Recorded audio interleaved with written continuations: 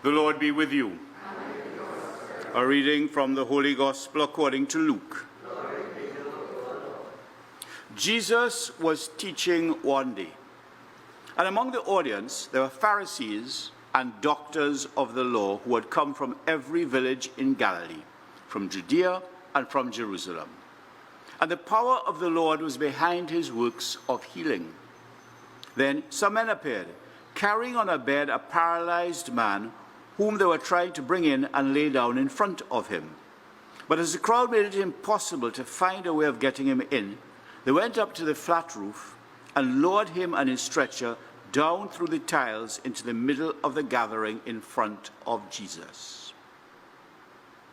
Seeing their faith, he said, "My friend, your sins are forgiven you." The scribes and Pharisees began to think this over. Who is this man talking blasphemy? Who can forgive sins but God alone? But Jesus, aware of their thoughts, made them this reply. What are these thoughts you have in your hearts? Which of these is easier? To say, your sins are forgiven you, or to say, get up and walk? But to prove to you that the Son of Man has authority on earth to forgive sins, he said to the paralyzed man, I order you, get up and pick up your stretcher and go home. And immediately, before their very eyes, he got up, picked up what he had been lying on, and went home praising God. They were all astounded, and they praised God and were filled with awe, saying, we have seen strange things today. The Gospel of the Lord.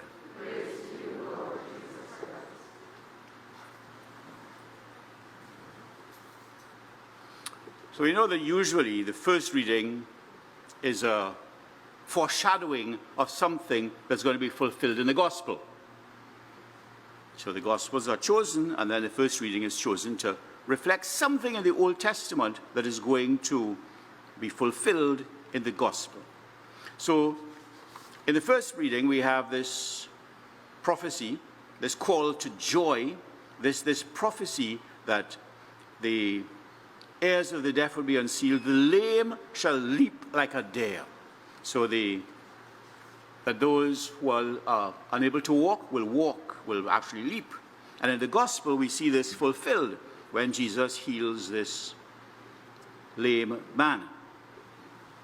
So just as the Gospel, well, no, I wouldn't say just as, but the Gospel fulfills something in the first reading, the Gospel is a foreshadowing of something that's going to happen.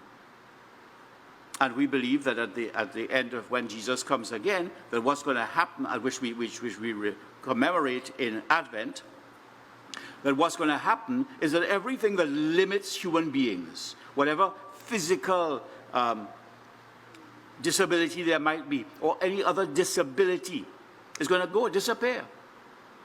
As Isaiah 25 says that there'll be no more death, no more suffering, no more tears, nothing at all on God's holy mountain. When will this be? Well, as Jesus says, and as we know from Advent, stay awake, you don't know the hour. In yesterday's second reading from the letter of St. Peter said, I want you to remember something.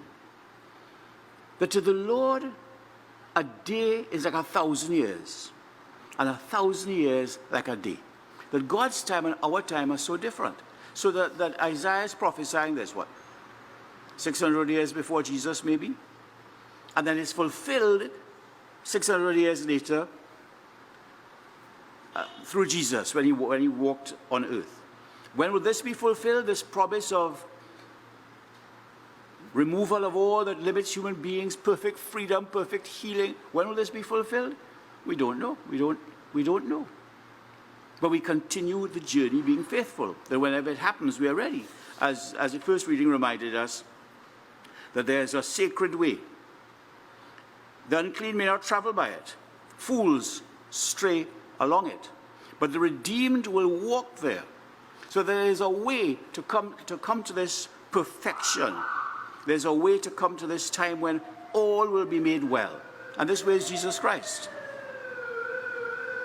who proclaimed, I am the way, the truth, and the life.